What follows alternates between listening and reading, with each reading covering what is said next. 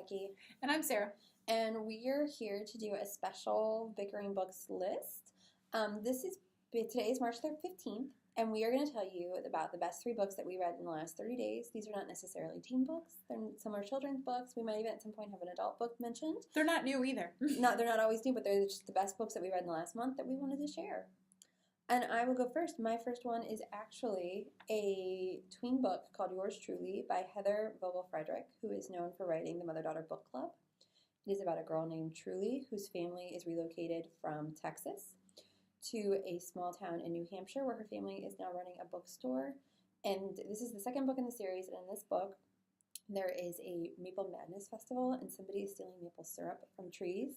And Truly and her friends are going to solve the mystery, and I loved it. I loved the characters. I loved the story. It was just perfect, and I highly recommend it. Oh, that sounds ridiculously fun. Awesome. Okay, so I've been stuck in the tween world recently. So that's going to be like books in the children's area and the teen area, but most of mine are from the children's area, so bear with me. They're good ones. The first one that I'm going to recommend is called All Rise for the Honorable Perry T. Cook by Leslie Connor. This is one of those books that you come across and you just force it in everyone's face and say, you have to read this because I have to discuss it and it's so good. But basically, this book is about Perry, who was born and raised in a prison system because his mom lives there. And so she was given special privileges to keep Perry there with her. She stays locked up at night, and he has his own bedroom. However, this unconventional living situation, the local DA finds out about it and puts the kibosh to it, and basically fosters Perry while the legal proceedings occur. It's great. I mean, it talks about like the gray areas of justice and kind of, while what is legal may not always be right, and what is right may not always be legal. I love the gray areas. It's beautiful. The characters are so well developed. It's great. I love it. My second book is one that we actually reviewed called Edge of Everything by Jeff Giles. This is a book about Zoe, who lives in Montana. During a snowstorm, she is attacked by a very bad man when she's out with her brother. And X, who's a mysterious teen boy from the underworld, comes and saves them. He's a bounty hunter. There's some romance. Loved the imagery, loved the story, loved the setting. I just really enjoyed it. So my second book, I absolutely love this one as well. If you like Charlotte's Web or the one and only Ivan, One Amazing Elephant by Linda Oatman High is where you should be looking. This is a newer children's book. It is about Lily, whose grandfather is in the circus, has an elephant act. He has, the elephant do different tricks and paint and things. He's trying to encourage Lily to go into the family business of being in the circus. She's super terrified of elephants, though. And when he dies, she comes down to where her grandfather lives. This cool little, circus town, where people from the circus go when they're in off-season. So there's, retired lions walking around and stuff. It's super awesome.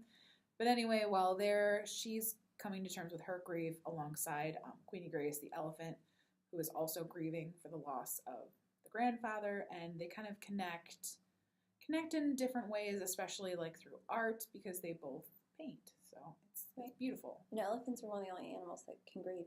Right. I guess a lot of animals grieve. That's besides the point. But elephants, it's recorded that they grieve. The last book that I read last month that I truly, truly enjoyed is called Long Way Home by Katie McGarry. This is the last book in her Thunder Road series, which I've read some things online that kind of imply that it was a mutual decision between she and the publisher to finish it, but it might have been not quite as mutual. This ties together with her other book series, which I can't remember the name of, but great. Love her books. Great romance books with complicated characters who have realistic backstories. This is about somebody trying to figure out where they came from. This is about people trying to connect. Just a good, fun time. And there's all sorts of angsty romance, love, wanting to die to be together kind of stuff. Soap opera-y stuff. It's great, but really well written soap opera-y stuff. Okay. Yes. All right, so my last one that I chose, it's different. It's like a different take on some historical events. I've been reading a lot of novels in verse. This is also a novel in verse. It's called Up from the Sea by Leza Lowitz. It is about Kai, who lives in Japan during the Great Earthquake of 2011. and basically his whole life is just destroyed. He loses some of his family members, and then it kind of talks about the connection between the people who were affected by September 11th in 2001 connecting with those who are devastated in 2011 by this natural disaster. And it's very interesting. It's an interesting parallel, and it's about like finding family and healing from something so tragic.